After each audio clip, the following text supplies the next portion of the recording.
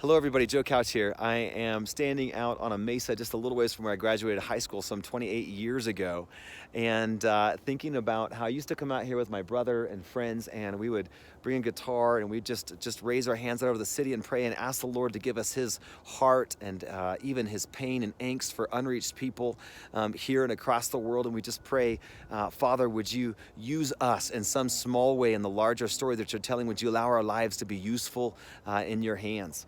And it's funny because back then there was nothing at all out here, and I don't know how much you can see, but back then there was virtually nothing out here but just lots of fields and rabbits. And of course today there's a ton of new structures and new life that's bloomed up in this area.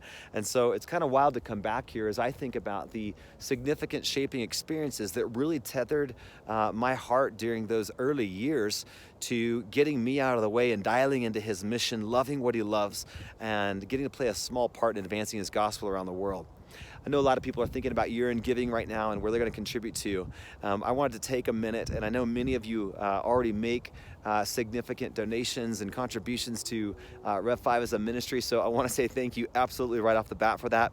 But I want to let you know that this March we're taking about 23 people, students that are going overseas through Rev 5, with Rev 5, and our hope and prayer is, while we obviously want to make a significant difference while we're there, we're also asking that the Lord would, as he has done in our hearts for years, that he would speak to students, he'd give them a vision for life, and even shape how they see their Christianity playing out for those that are called to be here back in the States, which are obviously most of them. But no matter whether you're called internationally or local here in the marketplace, there's something that you see differently about your Christianity when you're taking it across the world to those who do not have faith or knowledge of Jesus. And so I just wanted to extend an invitation to you and tell you that we would be absolutely thrilled. We're raising about $50,000, and it's a lot of money.